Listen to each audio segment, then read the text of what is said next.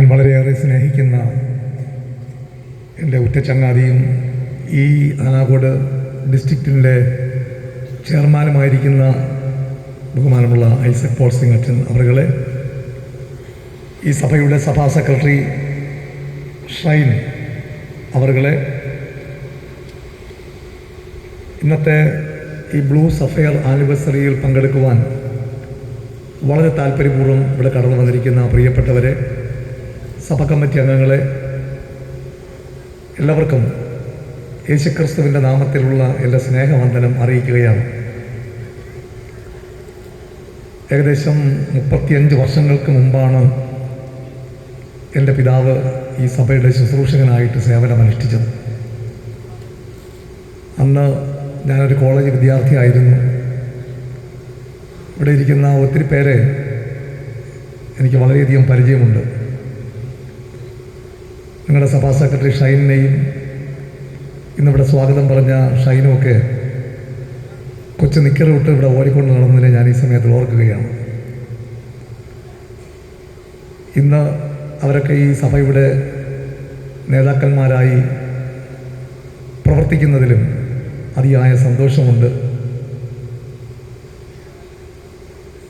എൻ്റെ ചില ബന്ധുക്കളും ഇവിടെയുണ്ട്. സ്വാഗതം പറഞ്ഞപ്പോൾ 35 വർഷത്തിലേക്ക് എൻ്റെ മനസ്സ് പോവുകയായിരുന്നു. തീർച്ചയായിട്ടും വീണ്ടും ഈ സഭാങ്കണത്തിൽ കടന്നു വരുവാനും ഈ 65ാമത് സഭാദിനാഘോഷത്തിലെ ബ്ലൂ സഫയർ ആനിവേഴ്സറിയിൽ പങ്കുചേരുവാനും ദൈവം ഇടയാക്കി. അതിനായി ഞാൻ ദൈവത്തിന് സ്തോത്രം അർപ്പിക്കുന്നു. പ്രത്യേകിച്ച് ഈ നാളുകളിൽ ഈ സഭയ്ക്ക് ശക്തമായ നേതൃത്വം നൽകിക്കൊണ്ടിരിക്കുന്ന ജോൺ വത്സകുമാർ അച്ഛനെ ഓർത്തും ഞാൻ ദൈവത്തിന് സ്തോത്രം അർപ്പിക്കുന്നു.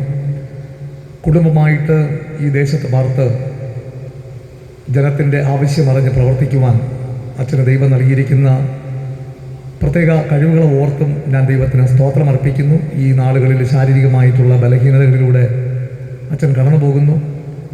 എത്രയും വേഗം സൗഖ്യം പ്രാപിച്ച് നിങ്ങളോടൊപ്പം ആയിരിക്കാൻ ദൈവം കൃപ നൽകട്ടെ എന്ന് പ്രത്യേകം പ്രാർത്ഥിക്കുകയും ചെയ്യുന്നു.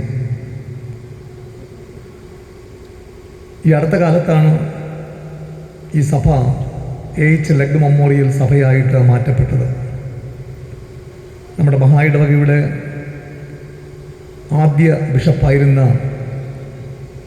AH ലെഗ് സാഹിബിൻ്റെ ഓർമ്മയ്ക്കായി ഈ സഭ ഈ ദേശത്ത് അഭിമാനപൂർവ്വം നിലനിൽക്കുന്നതിൽ ഞാൻ അതിയായി സന്തോഷിക്കുന്നു. പണ്ട് ഇപ്പുറത്തിരിക്കുന്ന ഒരു കെട്ടിടമാണ് ദേവാലയമായിരുന്നു എങ്കിൽ വളരെ വ്യക്തമായ കാഴ്ചപ്പാടോടുകൂടെ നല്ലൊരു ദേവാലയം നിങ്ങളുടെ എല്ലാവരുടെയും പരിശ്രമത്തിൻ്റെ ഫലമായി ഈ ദേശത്തിന് നൽകുവാൻ സാധിച്ചതിൽ ഞാൻ അതിയായിട്ട് സന്തോഷിക്കുന്നു. കാലാകാലങ്ങളിൽ ഈ സഭയ്ക്കുണ്ടാകുന്ന വളർച്ചയെ ഓർത്തും ഞാൻ ദൈവത്തിന് സ്തോത്രം അർപ്പിക്കുന്നു. പ്രത്യേകിച്ച് ഒരു കാലഘട്ടത്തിൽ വിദ്യാഭ്യാസമില്ലാതിരുന്ന പാവപ്പെട്ട ഒരു കൂട്ടം ജനങ്ങളാണ് ഈ ദേശത്തുണ്ടായിരുന്നത്. എന്നാൽ ഇന്ന് ഡോക്ടർമാരും എഞ്ചിനീയർമാരും അതോടൊപ്പം വിദ്യാഭ്യാസപരമായി എല്ലാ നിലകളിലും തല ഉയർത്തി നിൽക്കുവാൻ നമ്മുടെ തലമുറകളെ ദൈവം ശക്തിപ്പെടുത്തിക്കൊണ്ടിരിക്കുന്നു. ഇത് നമ്മുടെ എല്ലാവരുടെയും പ്രാർത്ഥനയാണ്. അച്ഛനിവിടെ സൂചിപ്പിച്ചതുപോലെ ദൈവത്തോടുള്ള ആശ്രയമാണ്. ദൈവത്തെ നാം അറിയുന്നു. അങ്ങനെ ദൈവം നമ്മുടെ തലമുറകളിലൂടെ നല്ല വിദ്യാഭ്യാസമുള്ള അനുഗ്രഹിക്കപ്പെട്ട ഒരു തലമുറയെ ദൈവം നമുക്ക് നൽകിക്കൊണ്ടിരിക്കുകയാണ്. പ്രത്യേകിച്ച് ഒത്തിരി കുഞ്ഞുങ്ങൾ ഇന്നത്തെ ഈ ബ്ലൂ സഫയർ ആനിവേഴ്സറിയിൽ പങ്കെടുത്ത് അഭിനന്ദനാർഹരായി മാറിയിരിക്കുന്നു. അവരെ ഓർത്ത് ഞാൻ ദൈവത്തിന് സ്തോത്രം അർപ്പിക്കുന്നു. നമ്മുടെ പൂർവികരെ നാം ഓർക്കേണ്ടതായിട്ടുണ്ട്. എനിക്ക് ചില പിതാക്കന്മാരെ അറിയാം. അവരെ ഈ സഭയിൽ നിരന്തരം പ്രാർത്ഥിക്കുകയും പ്രാർത്ഥനാ യോഗങ്ങളിൽ, ഉപവാസ പ്രാർത്ഥനകളിൽ ധീരമായ നേതൃത്വം നൽകി.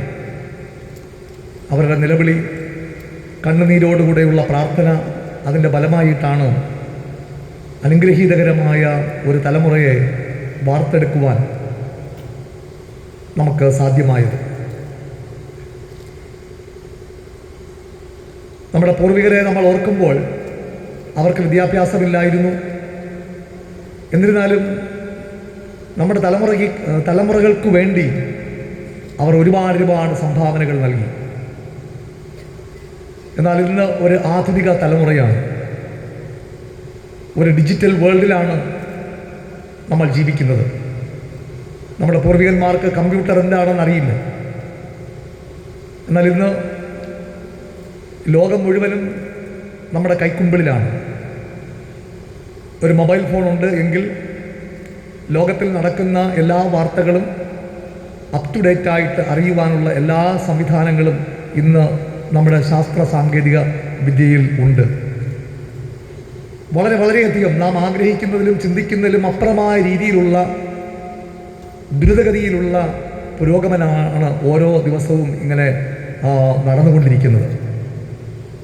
അപ്പോൾ അതിനനുയോജ്യമായ രീതിയിലാണ് നമ്മുടെ തലമുറയും വളർന്നുകൊണ്ടിരിക്കുന്നത്. അപ്പോൾ ഇങ്ങനെയുള്ള ഈ വളർച്ചയുടെ മധ്യത്തിൽ ഒരുപാട് നിലവിളികളും നമ്മൾ കേൾക്കുകയാണ്. ഓരോ ദിവസവുമുള്ള വർത്തമാന പത്രങ്ങൾ, മാധ്യമങ്ങൾ, നമ്മുടെ ചുറ്റുപാടുകളിലൂടെ നമ്മളിങ്ങനെ സഞ്ചരിക്കുമ്പോൾ ഒരിക്കലും നമ്മൾ നനച്ചിരിക്കാത്ത തരത്തിലുള്ള സംഭവങ്ങളാണ് നടന്നുകൊണ്ടിരിക്കുന്നത്. ഗ്രീഷ്മ കഷായം പോലുള്ള സംഭവങ്ങൾ നടന്നുകൊണ്ടിരിക്കുന്നു. അപ്പോൾ ഈ സംഭവങ്ങളൊക്കെ കാണുമ്പോൾ രാവിലെ എണീറ്റ് ഒന്ന് ഊർജ്ജസ്വലതയോടുകൂടെ എണീക്കണം എന്ന് വിചാരിച്ച് എണീറ്റു. പക്ഷെ തുടർന്ന് പത്രം വായിക്കുമ്പോഴാണ് ഉള്ള ഊർജ്ജമെല്ലാം ചോർന്നു പോകുന്നു. രാവിലെ TV ഓൺ ചെയ്യുമ്പോൾ കാണുന്ന ചില സംഭവങ്ങൾ നമുക്കൊട്ടും തന്നെ ഉൾക്കൊള്ളുവാൻ പറ്റാത്ത തരത്തിൽ നമ്മൾ പെട്ടെന്ന് ബലഹീനരായി മാറ്റപ്പെടുന്നു. നമ്മൾ യാത്ര ചെയ്യുന്നു, ഒരുപാട് നമ്മെ തകർക്കുന്ന തരത്തിലുള്ള സംഭവങ്ങൾ നമ്മൾ മനസ്സിലാക്കുന്നു, കാണുന്നു, ഉൾക്കൊള്ളുന്നു. അപ്പോൾ നമ്മൾ ഉദ്ദേശിക്കുന്ന തരത്തിലുള്ള ഒരു എനർജി നമുക്ക് സംരക്ഷിക്കുവാനായിട്ട് പലപ്പോഴും കഴിയുന്നില്ല. ഇതിൻ്റെ മധ്യത്തിലാണ് അച്ഛനോട് സൂചിപ്പിച്ചതുപോലെ സർവാധിപത്യം, ഈ ലോകത്തെ മുഴുവനും നിയന്ത്രിക്കുന്ന സർവാധിപതിയനായ ഒരു ദൈവത്തെ, ഒരു കർത്താവിനെ നമുക്ക് മനസ്സിലാക്കുവാനായിട്ട് കഴിയണം. ദൈവത്തിൻ്റെ സർവാധിപത്യത്തിൽ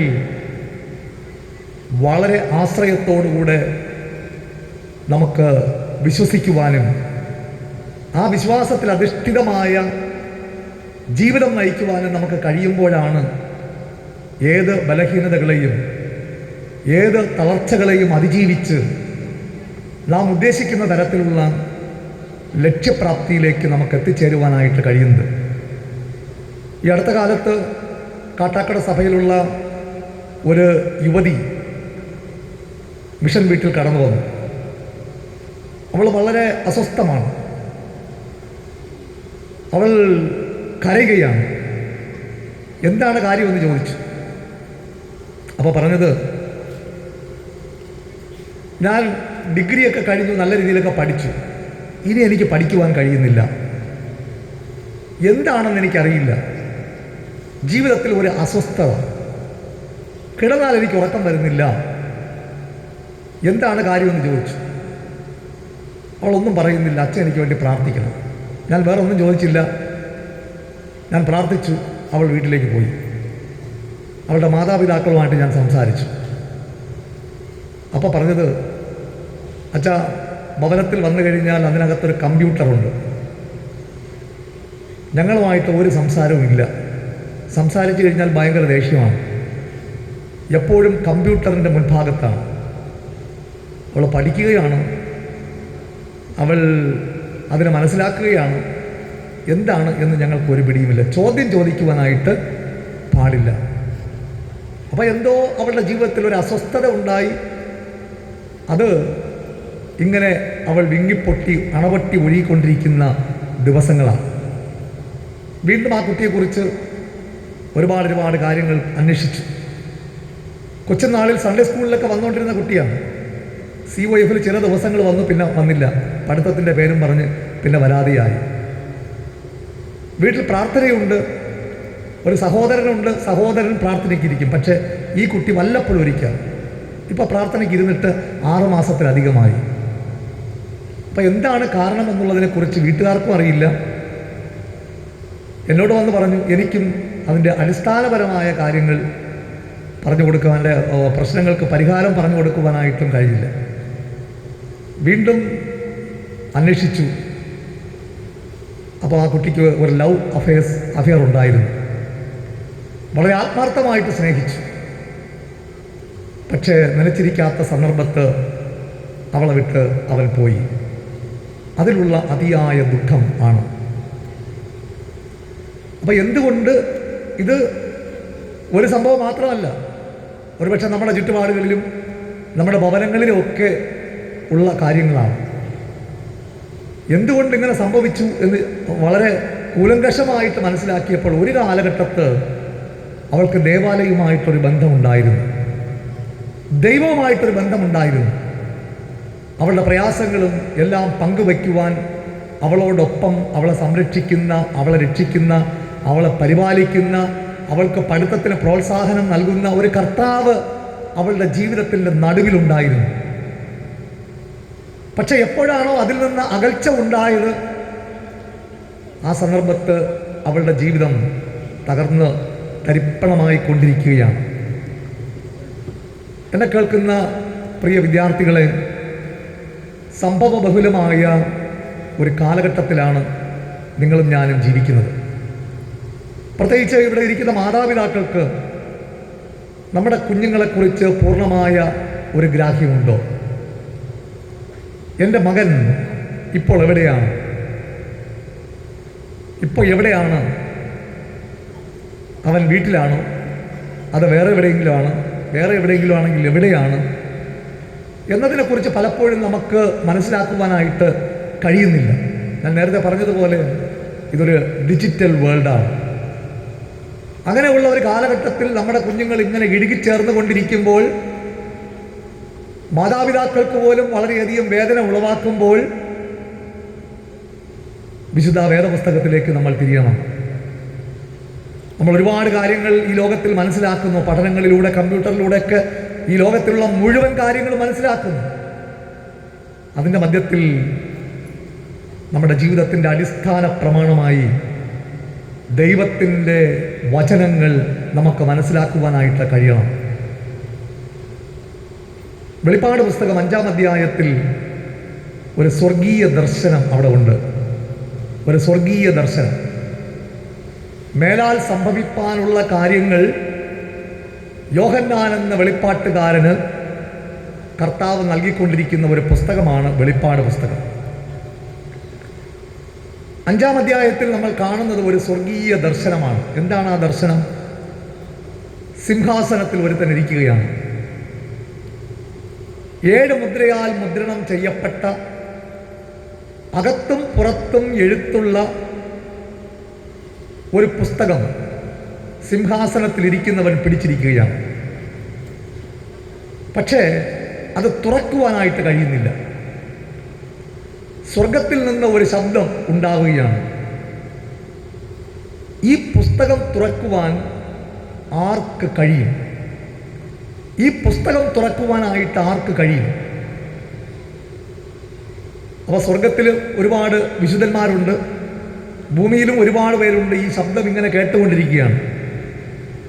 എല്ലാവരും നിസ്സംഗതരായിട്ടിരിക്കുകയാണ്. അപ്പോൾ യോഹന്നാൻ ഒരു താല്പര്യം, ഈ പുസ്തകത്തെ ഒന്ന് തുറന്ന് കാണണം, അതിനകത്ത് എന്താണ് എഴുതിയിരിക്കുന്നതെന്നൊന്ന് മനസ്സിലാക്കണം. മനുഷ്യരെക്കുറിച്ചുള്ളതാണോ? ഭൂമിയെക്കുറിച്ചുള്ളതാണോ? സ്വർഗത്തെക്കുറിച്ചുള്ളതാണോ? ഇങ്ങനെ ഒരുപാട് മനസ്സിലാക്കുവാനുള്ള കാര്യങ്ങളാണ് ആ പുസ്തകത്തിനകത്ത് എഴുതിയിരിക്കുന്നത്. അത് മനസ്സിലാക്കണമെന്ന്, അതറിയണമെന്ന് ഈ യോഹന്നാന് ഭയങ്കര താല്പര്യം. പക്ഷെ തുറക്കുവാനായിട്ട് ആർക്കും കഴിയുന്നില്ല. സ്വർഗത്തിൽ നിന്നുണ്ടായ ശബ്ദം, who is worthy to open this book? ഇതാർക്ക് തുറക്കുവാനായിട്ട് കഴിയും എന്നുള്ളതാണ്. യോഗ്യതയുണ്ട്, അതിനുള്ള യോഗ്യത ആർക്ക്? അതാണ്, ആ പദമാണ് അവിടെ ഉപയോഗിച്ചിരിക്കുന്നത്. ഈ പുസ്തകം തുറക്കുവാനായിട്ട് ആർക്ക് യോഗ്യതയുണ്ട്? Who is willing to open to this book എന്നല്ല, who is worthy to open this book. അപ്പൊ ആരും മുന്നോട്ട് വരാത്തതുകൊണ്ട് യോഹന്നാന് ഭയങ്കരമായ ഒരു ആകാംക്ഷ, ഈ പുസ്തകം തുറന്നേ മതിയാവുകയുള്ളൂ. അത് കഴിയാത്തത് കൊണ്ട് യോഹന്നാൻ അലറി വിളിക്കുകയാണ്, കരയുകയാണ്, അലറി വിളിക്കുകയാണ്. അയ്യോ, ഈ പുസ്തകം തുറക്കുവാനായിട്ട് കഴിയുന്നില്ലല്ലോ, എനിക്കിത് കാണണം. എന്തൊക്കെയോ മനസ്സിൽ ഉൾക്കൊണ്ടുകൊണ്ട് യോഹന്നാൻ ഇങ്ങനെ അലറി വിളിക്കുകയാണ്. അപ്പൊ സ്വർഗത്തിൽ നിന്ന് വീണ്ടും ഒരു ശബ്ദം ഉണ്ടായി, നീ കരയണ്ട, നീ കരയണ്ട. ഈ കരയണ്ട എന്നുള്ള ഒരു ശബ്ദം വേദപുസ്തകത്തിൽ ആദ്യം മുതലേ ഒരുപാട് സ്ഥലങ്ങൾ നമ്മൾ കാണുകയാണ്. ഇതൊരു സുവിശേഷമാണ്. കഴിഞ്ഞ 2000 വർഷങ്ങൾ കൊണ്ട് ക്രിസ്തീയ സഭ ലോകമധ്യേ കാലമധ്യത്തിൽ നൽകിക്കൊണ്ടിരിക്കുന്ന ഒരു മഹനീയമായ ഒരു സന്ദേശമാണ് നീ കരയണ്ട. ഇന്ന് കരച്ചിലിൻ്റെ ഒരു കൂമ്പാരമാണ്.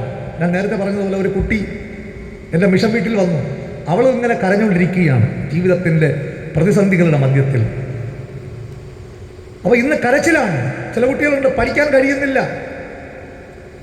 വളരെയധികം ആവലാതിയാണ്, കരച്ചിലാണ്. ഇനി എന്ത് ചെയ്യുവാനായിട്ട് കഴിയും? ഈ പഠനമധ്യേ ഉണ്ടാകുന്ന രോഗങ്ങൾ, പരീക്ഷ എഴുതുവാൻ കഴിയുന്നില്ല, വളരെ വേദന ഉളവാക്കുന്ന സംഗതികളാണ്. അതിൻ്റെ മധ്യത്തിലാണ് വേദപുസ്തകം ഇവിടെ പറയുന്നത്, നീ കരയണ്ട, നീ കരയണ്ട. അപ്പൊ ഈ കരയണ്ട എന്നുള്ള ഒരു ദർശനം, ഈ ഒരു വാക്ക് കേട്ടപ്പോൾ യോഹന്നാൻ അവിടെ ഒരു ദർശനം കാണുകയാണ്. എന്താണ് ദർശനം എന്നറിയാമോ?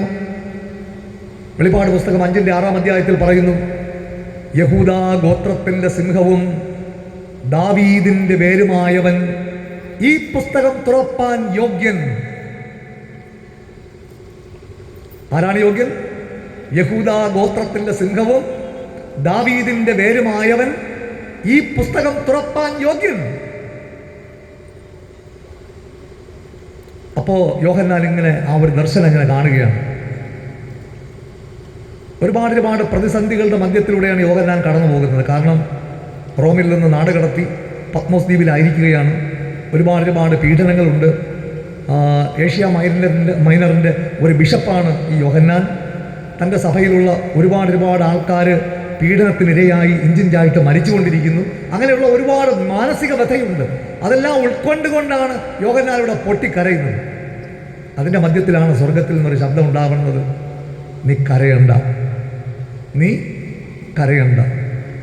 ഇന്നത്തെ തലമുറയ്ക്കും വേദപുസ്തകം നൽകുന്ന ഒരു മഹനീയമായ ഒരു സന്ദേശമാണ്, നീ കരയണ്ട. നമുക്ക് പ്രയാസങ്ങൾ ഉണ്ടാകുമ്പോൾ, പ്രതിസന്ധികൾ ഉണ്ടാകുമ്പോൾ നമ്മൾ ഇങ്ങനെ ഓടുകയാണ്, വിരണ്ടോടുകയാണ്. എവിടെ ചെന്നാൽ നമുക്ക് ആശ്വാസം ഉണ്ടാവും? അച്ഛൻ്റെ അടുത്ത് പോകും, മന്ത്രവാദിയുടെ അടുത്ത് പോകും, പുണ്യസ്ഥലങ്ങളിൽ പോകും, ഒരുപാട് ദൈവദാസന്മാരുടെ അടുക്കൽ പോകും, പ്രാർത്ഥന കൂട്ടായ്മയിൽ പോകും. ഉണ്ടോ സന്തോഷം? ഇവിടെ സ്വർഗത്തിൽ നിന്നുള്ള ഒരു ശബ്ദം യോഹന്നാൻ ലഭ്യമാകുന്നു, നീ കരയണ്ട. തുടർന്ന് നമ്മൾ വേദപുസ്തകം നോക്കുമ്പോൾ ഈ ഒരു ദർശനം കണ്ട യോഹന്നാൻ പിന്നെ കരഞ്ഞിട്ടേയില്ല. വേദപുസ്തകത്തിൽ പിന്നെ യോഹന്നാൻ കരഞ്ഞിട്ടേയില്ല. അവൻ്റെ കരച്ചിലെല്ലാം തീർന്നു. എന്താണ് ഈ ദർശനത്തിൽ യോഹന്നാൻ മനസ്സിലാക്കിയത്? അവൻ്റെ കരച്ചിൽ പെട്ടെന്ന് നിൽക്കുകയാണ്. എന്താണ് യോഹന്നാൻ ഈ ദർശനത്തിൽ മനസ്സിലാക്കിയത്? ഒന്ന്, ഇതെല്ലാവരും മനസ്സിലായിക്കൊള്ളും നമ്മുടെ കുഞ്ഞുങ്ങൾ. യഹൂദാ ഗോത്രത്തിൻ്റെ സിംഹവും ദാവീദിൻ്റെ വേരുമായവൻ. യഹൂദാ ഗോത്രത്തിൻ്റെ സിംഹവും ദാവീദിൻ്റെ വേരുമായവൻ. സർവാധിപതിയായ ഒരു ദൈവത്തെയാണ് കാണുന്നത്. സർവാധിപതിയ, ഈ പ്രപഞ്ചത്തെ മുഴുവനും നിയന്ത്രിക്കുന്ന സർവാധിപതിയായ ഒരു ദൈവത്തെ കാണുകയാണ്. നമ്മുടെ കുഞ്ഞുങ്ങൾക്ക് ആ ഒരു ദർശനമുണ്ടോ? സർവാധിപതിയായ ദൈവത്തിൽ നിങ്ങൾ വിശ്വസിക്കുന്നുണ്ടോ? നിങ്ങൾ പഠിച്ച് ഈ ഭൂമിയെ മുഴുവനും കീഴടക്കുവാൻ പോയിരുന്നാലും നടക്കുമോ? സുനിത വില്യംസ് ഇപ്പോൾ ഏറിൽ നിൽക്കുകയാണ്. ആധുനിക ടെക്നോളജികളെല്ലാം ഉപയോഗിച്ചു, ഒരുപാട് പ്രതീക്ഷയോടുകൂടെ പോയി. ഒരു 3 മാസത്തിനകം വെച്ച് മടങ്ങി വരാമെന്ന് പറഞ്ഞു. പക്ഷെ നടക്കുന്നില്ല, അവിടെ നിൽക്കുകയാണ്. അപ്പം മനുഷ്യൻ്റെ പ്രയത്നങ്ങളെല്ലാം പലപ്പോഴും പരാജയപ്പെടുമ്പോൾ നമ്മെ നിയന്ത്രിക്കുന്ന ഒരു ദൈവമുണ്ട്. പലപ്പോഴും നമ്മൾ വിചാരിക്കും, കൊറോണ വന്നു, ലക്ഷക്കണക്കിന് ആൾക്കാർ മരിച്ചു, നമ്മൾ വിചാരിച്ചു നിയന്ത്രണമൊക്കെ പോയി.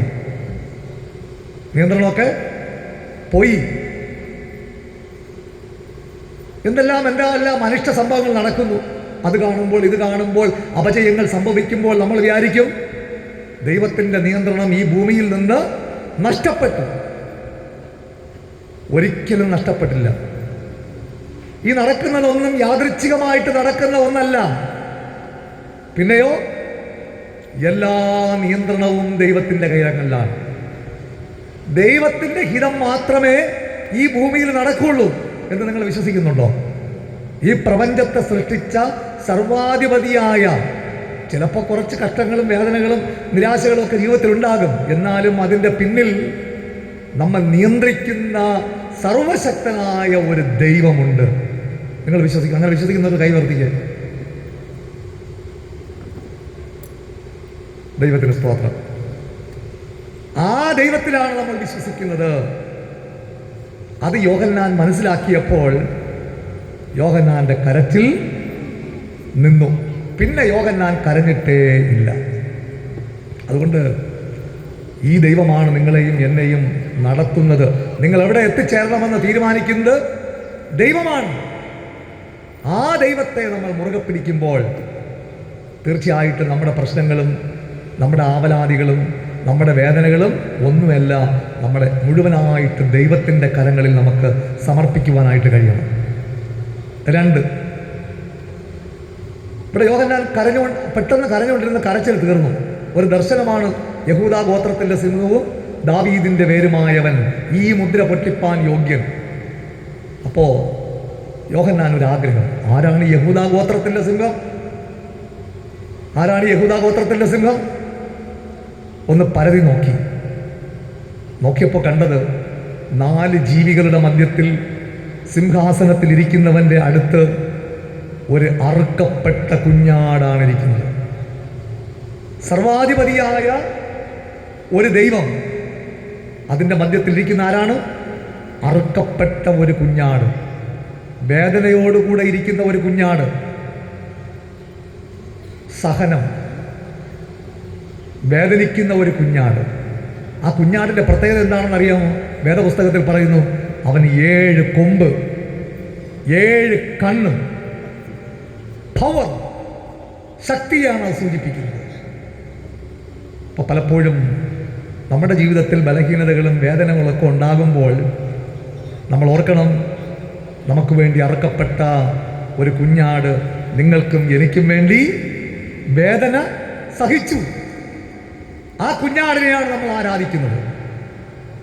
ആ കുഞ്ഞാട് നമ്മുടെ ജീവിതത്തിലുണ്ട്. അവിടെ പറയുന്നത് എന്താണ്?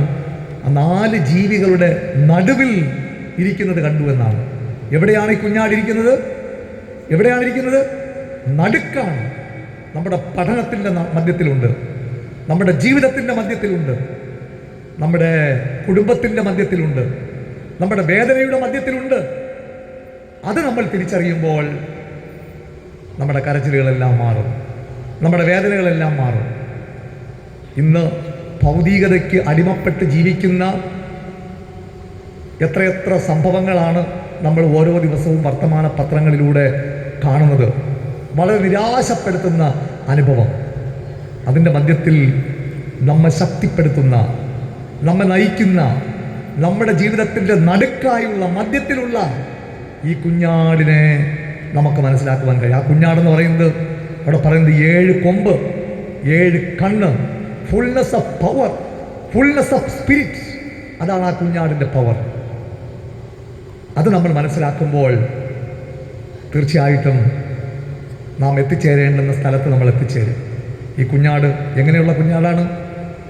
അറുക്കപ്പെട്ട് ഗലീല കടലിൻ്റെ മധ്യത്തിലുള്ള പൊടിപടലങ്ങളിൽ ജീവിക്കുന്ന കുഞ്ഞാടല്ല. കുരിശിൽ കിടക്കുന്ന ഒരു കുഞ്ഞാടല്ല. ഗദശമന തോട്ടത്തിൽ വേദന അനുഭവിക്കുന്ന ഒരു കുഞ്ഞാടല്ല. മറിച്ച് അവൻ മരിച്ച് ഇന്നും ഉയർത്തെഴുന്നേറ്റ് ജീവിക്കുന്നു. സ്വർഗത്തിലാണ്. അതാണ് നമ്മുടെ കുഞ്ഞാടിൻ്റെ പ്രത്യേകത. ഈ കുഞ്ഞാടിനെയാണ് നമ്മൾ ആരാധിക്കുന്നത്. അതുകൊണ്ട് 2 കാര്യങ്ങളാണ് ഞാൻ പറഞ്ഞത് കുഞ്ഞുങ്ങളെ. ഒന്ന്, നമ്മൾ നടത്തുന്ന സർവാധിപതിയായ ദൈവത്തിലുള്ള ആഴമേറിയ വിശ്വാസം. 2, ഈ അറക്കപ്പെട്ട കുഞ്ഞാട് നമ്മുടെ ജീവിതത്തിൻ്റെ മധ്യത്തിലുണ്ട്. അവൻ വേദന അനുഭവിച്ചവനാണ്. അവൻ നമ്മെ ശക്തീകരിക്കുന്നവനാണ്. അവൻ നമ്മുടെ ജീവിതത്തിൻ്റെ എല്ലാ തലങ്ങളിലുമുണ്ട്. അവൻ മരിച്ചു പോയവനല്ല, അറക്കപ്പെട്ട് മൺമറഞ്ഞു പോയവനല്ല.